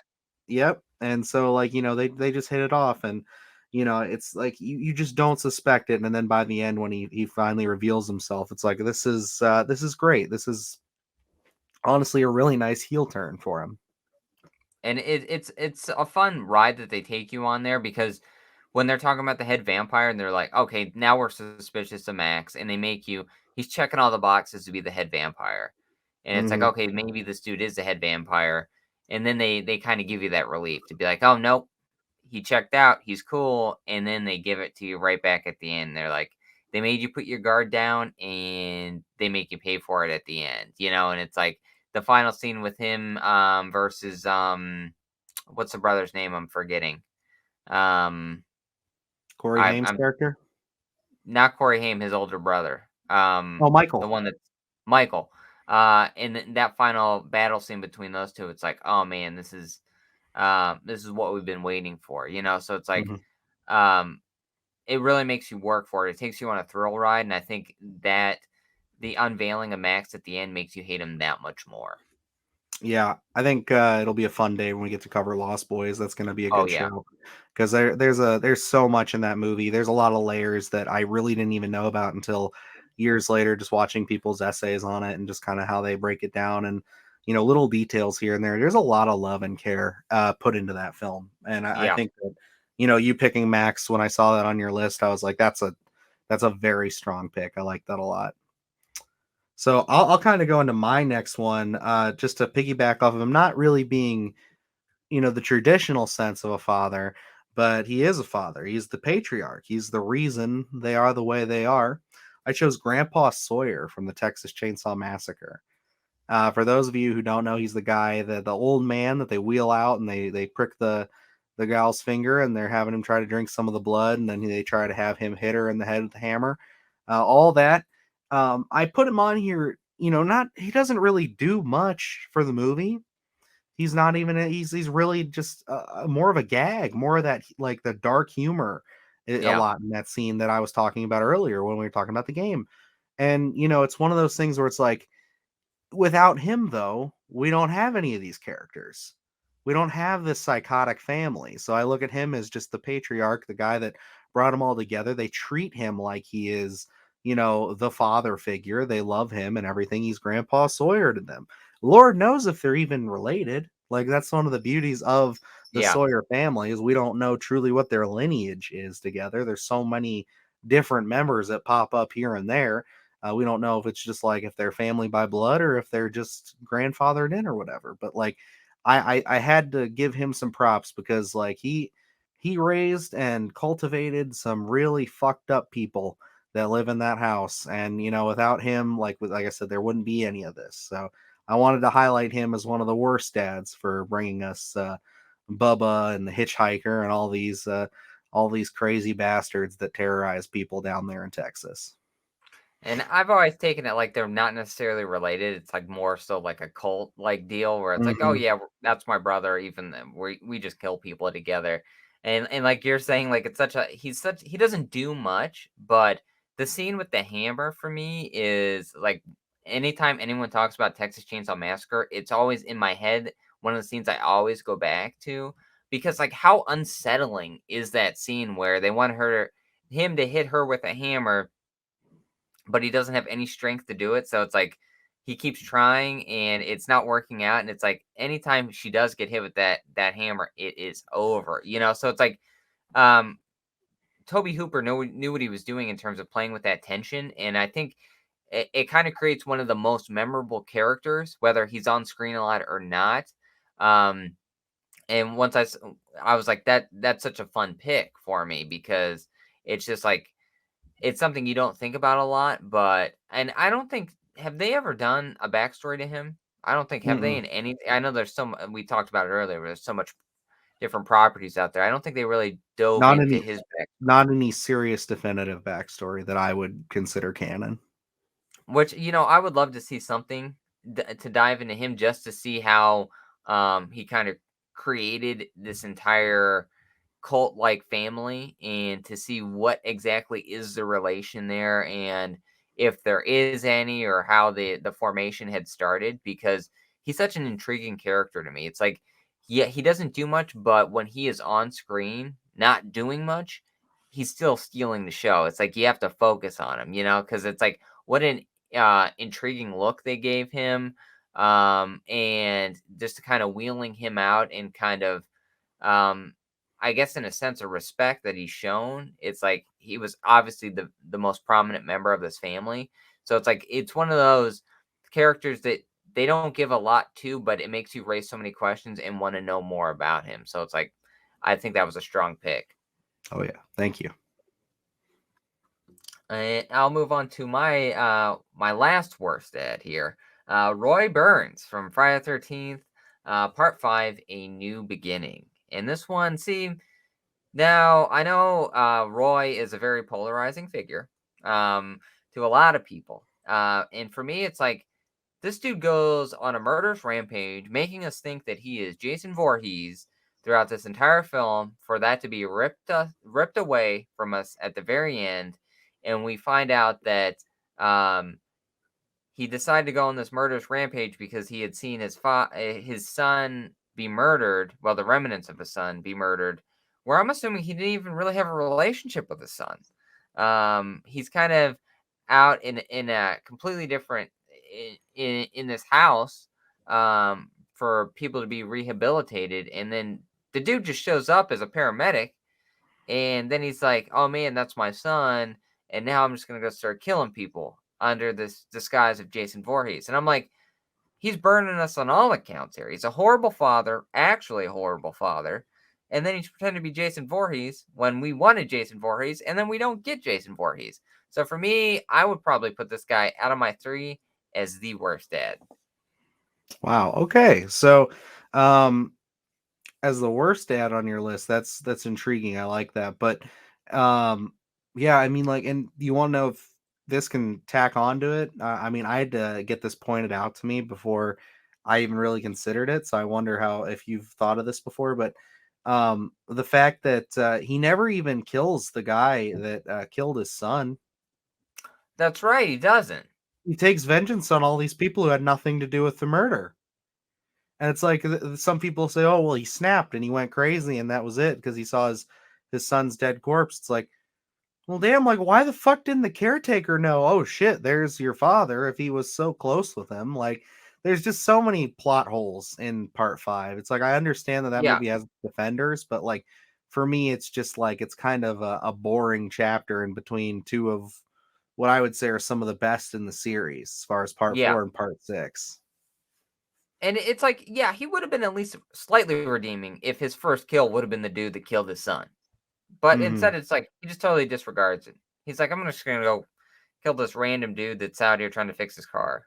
And Yeah, it's just it's like, like it just doesn't make any sense. So yeah, I mean, like he's definitely like one of the worst dads, I would say, in the group because it's like where do your motivations lie here, Roy? Like, what are you doing? Like, what's like, get your shit together. Go kill the guy that murdered your son, And he and can't even get maybe the have a hockey bit mask of a right. better relationship with him, so that way the caretaker, when you show up to the crime scene, is like, oh yeah, maybe you don't want to be here. Maybe you don't want to see this. You know, I don't know, just Instead, confusing. he was an absent father, and we hate him here on the There we podcast. go. That's the official stance of the Sunday Scaries is that Roy Burns is a As an horrible absent human being. father. Fuck them. But yeah, I'll go to my last pick here for the worst. This was the one that kind of, when you pitched this idea of doing this for the show, I was just like, this is where my head went first thing for some reason. But it's actually Tom Atkins' character Stan in the epilogue and prologue for Creep Show. So not really, he's in the movie, but he's not really the main focus. I mean, as a movie with a lot of vignettes, I guess it doesn't really matter. But it's kind of the masthead for the little comic panel I have as our picture here too. That has a Father's Day centric story in it. So it's like I kind of figured it would work, but I thought that would be too easy to pick with Bedelia and all that. I was like, let's go with Tom Adkins, good old Tom Adkins. We love him. Night of the Creeps, all this other shit. Fantastic. Halloween 3, but we're talking Tom Adkins as one of the shittiest fathers, I would say, of anything. He's being a dick to his kid. He's just a bully, full of through and through, bullying him about his obsession with comic books and everything, and just being an asshole for almost like no reason to him, his son, and his wife. And you see him get his comeuppance towards the end, and I gotta say it's well deserved, and Adkins sells it beautifully. I mean, I think we all love Tom Atkins, let's be honest here, but, like and to have him cast as, like, this asshole father, I think was perfect because we were so not used to seeing him in that kind of role, and it makes it so more that much more interesting, but let's be honest here, with how much of a sex beast he was in, like, The Fog and Halloween 3, he's gonna have a kid eventually, and I think True. that's where his motivation of really picking on his kid lies, is because he just wanted to have tons of unprotected sex and not have to worry about it, but it got Tom Atkins. But So I mean, he honestly like Creepshow's great is a great movie. Um and I honestly I love those little vignettes there, like the beginning and end caps like that, where it's like, no, this part is real life, and then the other things are like stories, you know. So it's like, I also thought that was a fun little play because then it makes that story a little more scary, and then it's always a pleasure to see Tom Atkins, you know. So it it hurts a little that he's got to be on the worst father list, but at least Tom Atkins, we got to talk about him. oh yeah, 100%. All right, let's move on to our best dads. My one of my picks for best dads was Lee Abbott in A Quiet Place, and I think this one really kind of sells a lot of the story, Hmm. which is why I think I made him one of my best dads, is because um, since his daughter's hearing impaired and the issues that they're going through with these creatures essentially taking over. And he's still working on the hearing aids for his daughter so that she can still hear, and that's so important to him. I think it's such a big deal and is a real testament to that character and really makes you like that character and even more impactful toward when that character meets his demise later on in the film as really sacrificing himself. And I think that is, I mean, I enjoy A Quiet Place all across the board, but I will say, the Lee Abbott character, I think, is one of the biggest selling points of that film. Just the relationship he has with his daughter is it's great storytelling, and it's very relatable, and I think it makes you love that character in such a memorable moment at the end. Whether it's a depressing moment, but it makes you remember that film.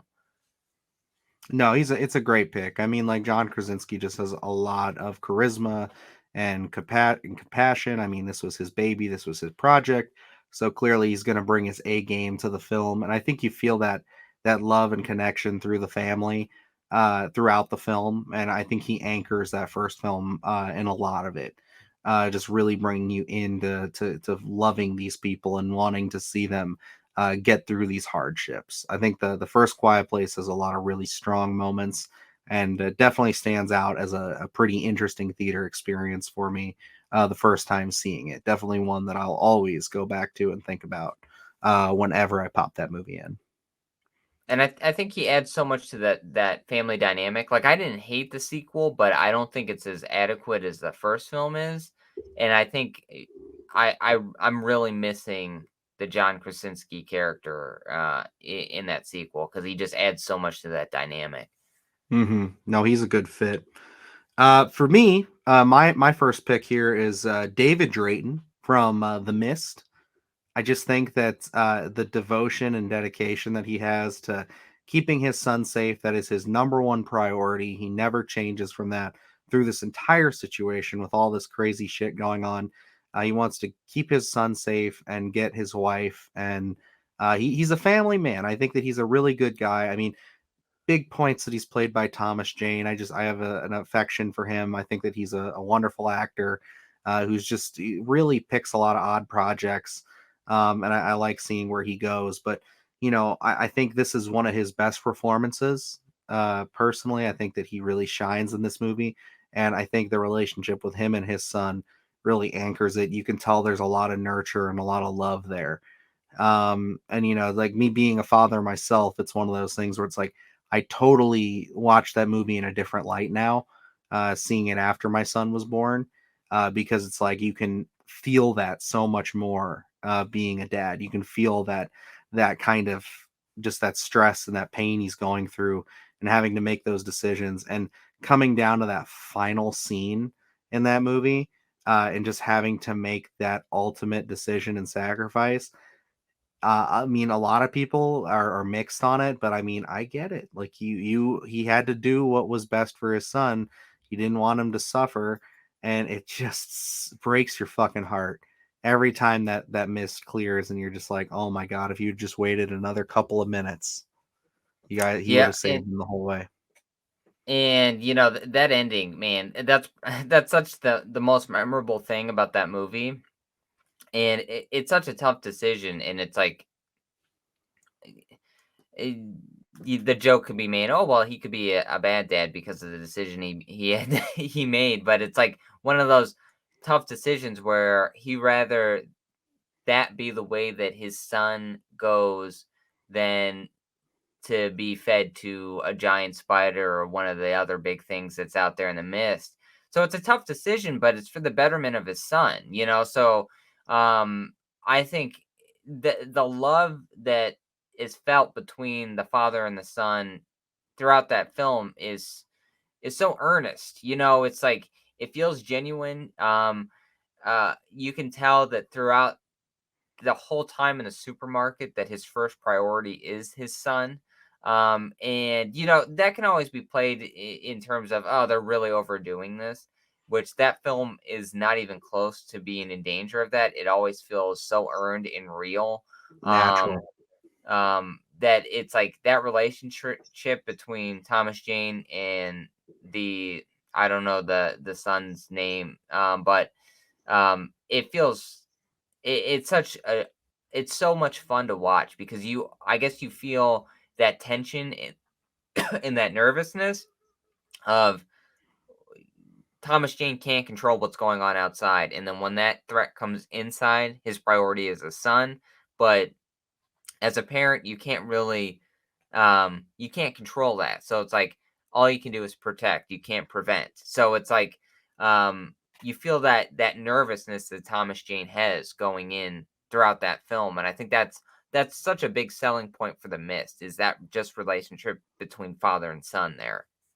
Yeah, I mean that's just really sitting down and thinking about it. It came across the mind of just like this would be a good pick. I think he deserves to be on the list of good dads. I mean, he really gave it his all and protected him to the very last moment. Even like you said, making that tough decision, but it was what he wanted to do. He did not want his son to get mangled and eaten alive by one of these creatures. He figured, we're going to go out on our own terms here instead of that. And then just having the gall and the balls to just be like, yep, there's not enough bullets, so I'll be the one to go out there and get eaten.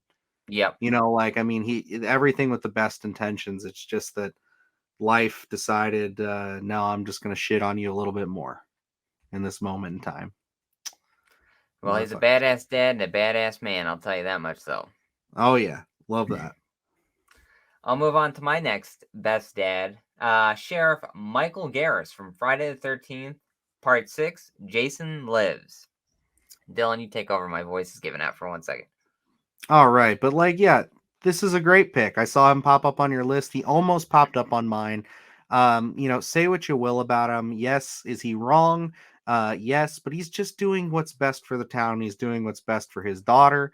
And he gives Tommy Jarvis a fair shake, I would say. Were we watching that movie a few months ago? He does sympathize with the kid. He gives him a chance to get out of town and just move on and get out there with his life. But no, the kid comes back and he's got to handle it like any sheriff would. You know what I mean? So it's just like I completely get where he's coming from, but he's always concerned about his daughter, wanting to protect her. The scene that comes to mind in my head is when they have to pull the car over because he's blocking the road and he's got the shotgun pointed at her. When he realizes it's her, just that look of just like, what the hell are you doing? Just like that, you could tell that he really loves his daughter, and just how he interacts with those young kids too. It's like he's a fantastic character. It sucks to see him die, but I mean, it is what it is. And what my deciding factor was is that he protective of his daughter the whole time, and then as he is running from Jason and he's hiding from Jason, his daughter shows up.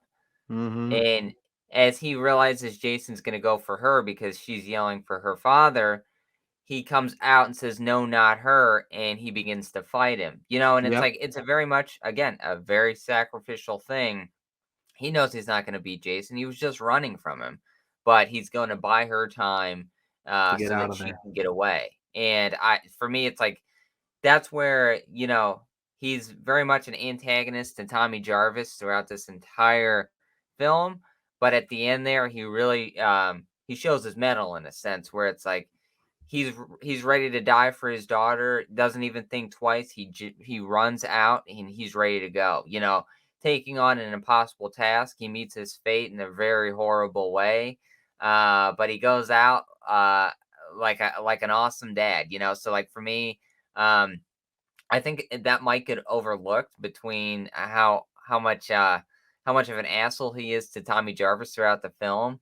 But I think that was great storytelling in a sense where it's like you see these these diverse characters where it's like we hate him throughout most of this film, but then when you look objectively at the end and his selfless act for his daughter, you're like, man, that he's a great guy. It's like he didn't cower. He went out there to fight, and he went out fighting. And for me, it's like he's one of the shining points in that in Jason Lives. It's like such a minor character in a sense, but a lot of memorable things come from him. So it's like he's got to make the list. No, absolutely. I love his character. He's one of the best points of that movie. And I think like just Jason Lives to me just stands as the best Friday the 13th, and that's just another great part. Like you said, like it's just having a minor character that has a heart and actually like has a brain and Has that does things arc. and thinks things. He has an arc, yes. So for me, going on to my next pick here, another great sheriff with an arc. I'm going with Martin Brody from Jaws, my favorite film. If we're not, even if you don't consider it a horror film, it's as me, I consider it almost an adventure film.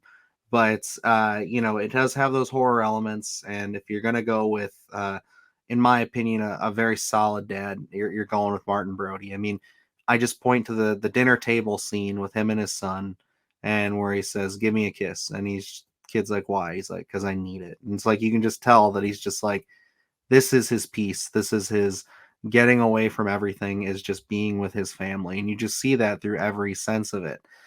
Even just to going into the sequels again, how he doesn't want Michael taking the sailboat out and stuff like that. You know, you see it in every interaction with his kids that he is just one of those people that just like he really cares about his family and their well-being and what's best for them. He understands that a lot of people are going to see him in, you know, a weird light, or you know, a very, they're going to push back at him because he's an authority figure, but he never lets that get in the way of his family. He is always just, you know, still being the best dad that he can be with them. You know what I mean? Even just from the first moments we see him walking out of the house saying, stay off those swings, they're dangerous. You know what I mean? Like he's always got his family's best interest at heart.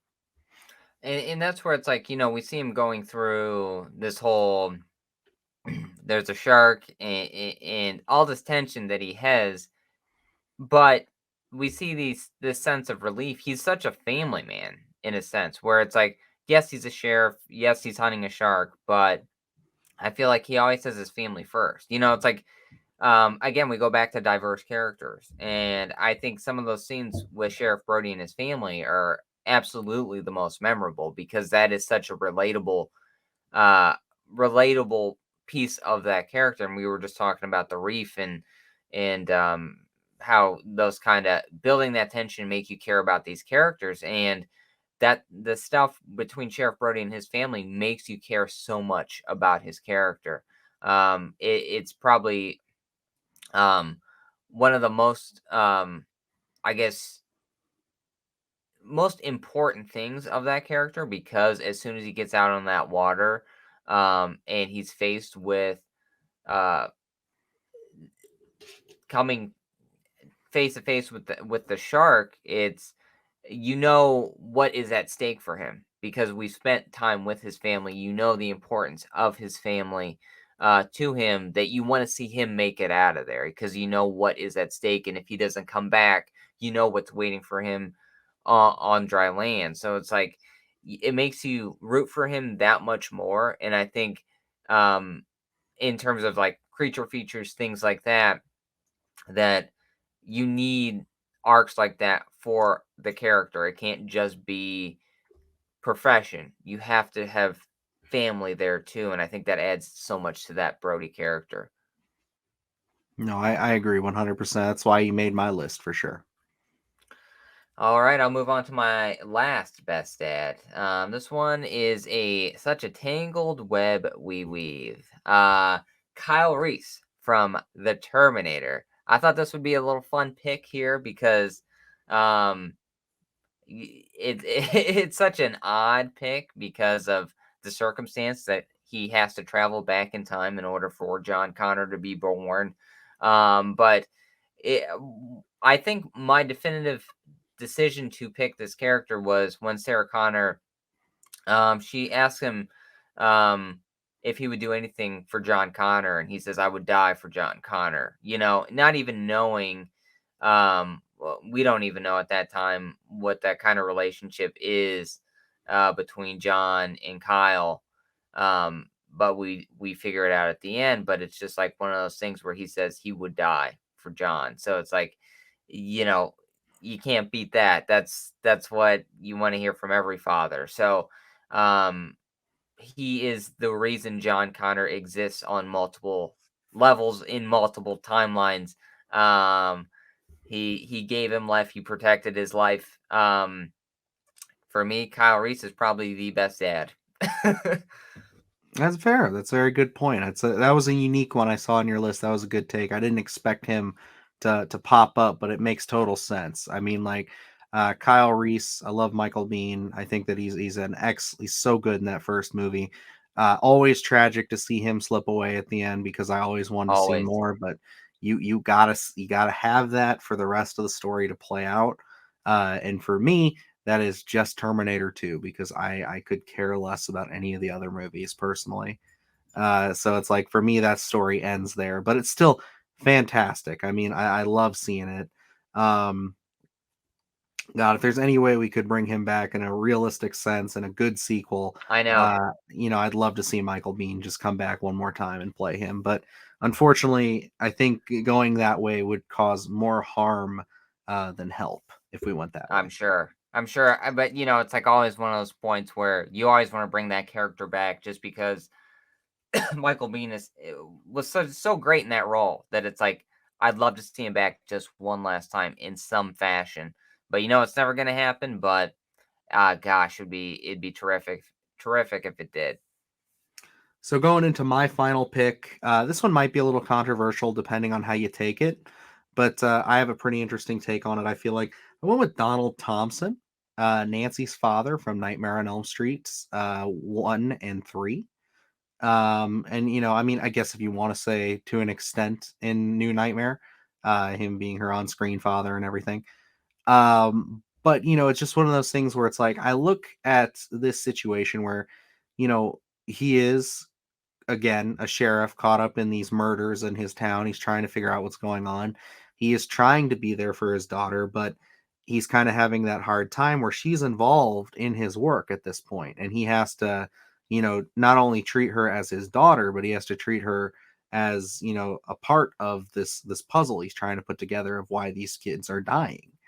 And he walks that line in a very interesting light, and it's interesting to see the family dynamic there where you have Nancy's mother, who is pretty much on the sauce for most of the film. Like, I mean, she's not the greatest parental figure in there. I'm not sitting here trying to bash her or anything like that. I'm just saying that, like, she's got a lot. She's rough around the edges and has a lot of issues, and she really takes it out on Nancy. So I mean, like, to see at least some compassion coming from her father in some scenes, and towards the end of the film, seeing when he starts to believe things, it's just one of those things where it's like it is nice to see that kind of that journey that he goes on, as to where her mother seems irresponsible damn near the entire time. Yeah, and it's such a unique balancing act because he's got the cases he's trying to solve that happen to be Nancy's best friends. So it's like it's such a difficult dynamic for him to unmarry himself from her friends and what is exactly going on. So I think that character, there's not a ton of focus on him, but I think it's underrated the amount of stress that character would be going under at that point in time because he's trying to balance um, figuring out who is killing his daughter's best friends, and especially like in that first film when Johnny Depp gets sucked into the bed and Nancy is right across the street, and it's like he's trying to deal with that while his daughter's across the street losing it. It's just like um eh, it's so much stress, and you can tell that he cares a ton about her. For her to call, I can't remember, did she call him or did he actually talk to her when she goes, "Dad, I'm coming out at this time. Be here. Just come over." All that stuff. She calls him, Um, I'm pretty sure. um, and for him to uh drop everything and be there kind of says a lot about that character. It's like um he's going to be there for his daughter, and I think that adds another layer to that character, like we're talking about, where um showing how important family is really adds so much to these characters, where it's like, yes, they have a profession, but being a father comes first, and it's like I think that's the reason why a lot of these characters made our list. They really show that in all these different films. 100%. Yeah, I mean, that's a pretty solid list there, I'd say. I think I was happy with most of our picks. I think that this was a pretty interesting and fun way to celebrate the holiday for all the dads out there. Happy Father's Day. A lot of fun Hopefully, picks. yeah, hopefully you at least are fans of some of these films and can identify with us. Maybe you disagree with us on some of these. Maybe you think that David Drayton's a piece of shit for shooting his son in the head. At the end there. But I mean, it's you can do whatever you want. Maybe you're a huge Roy Burns fan and you think that he's justified in every single one of those murders he commits. There's about 5 of them out there, so we may Yes, hear from them. all the murders that he commits on people that had nothing to do with the death of his son. They were So, justified in some fashion.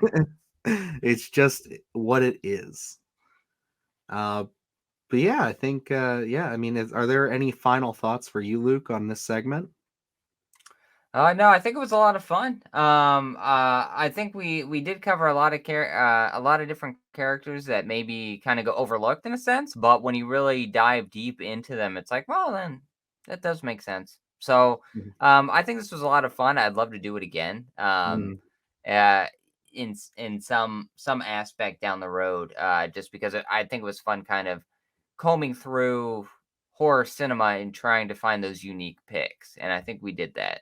Yeah, and I mean, we did Father's Day, so I think next year we know what we're doing for Mother's Day. There we go.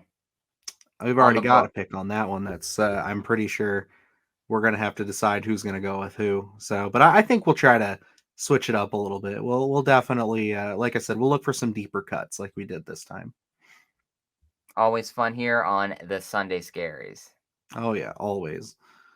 Um, But yeah, I mean, I guess that that about wraps us up then, would you say? I mean, this was we were talking before saying this would probably be a shorter episode with it being a slow news week, and we managed to push this bitch to almost 2 hours. So if you're bared with us through this whole thing, thank you. Number one, I know we don't have the Blu-ray and streaming segment coming out this week. That was something I was kind of debating on, but I think it's for the best if we just Yeah. call it here and get on with our Sunday here. But yeah, I guess the only thing I want to do is let you guys know where you can find us. So you can follow us at Splattercast Pod on Twitter. It's our main social media hub right now. If you want to reach out to us, other ways would be commenting on this video if you're watching us on YouTube. But if you are listening to us on Spotify, Amazon Music, Apple Music, or Stitcher, you can definitely reach out to us on Twitter. It's the best way to get a hold of us. We are always on there and active, trying to keep the conversation going. Luke is extremely great at the social media game. He has a natural talent for it, it seems. He's always interacting and keeping up with people, Be and abrasive as possible is the key. always keeping the conversation going too, bringing up some hidden gems here that you never really see. And then I'll pop on there from time to time. I posted about Jaws 2's 40th, 44th anniversary, one of the two. Good I think gosh. it's 44th. Point is, yeah, 44 years old. Isn't that crazy? But like, yeah, I posted about that. That's about the extent you get from me. Creature features. Jaws Yes, 1 I through love it. 4. Absolutely. Well, no, Jaws 1 through 3. 4 doesn't No, exist. no. You're only doing Jaws the Revenge. That's it. No, that movie poopy. I don't like it. Makes my stomach hurt just thinking about that movie. Mm. Did you already shell out the Twitter then? I did. Oh, perfect. Okay then. So it looks like we're ready. All right. Well, I'm Luke Janesco, And I'm Dylan Newell. and until next week, stay scared. Happy Father's Day, everybody.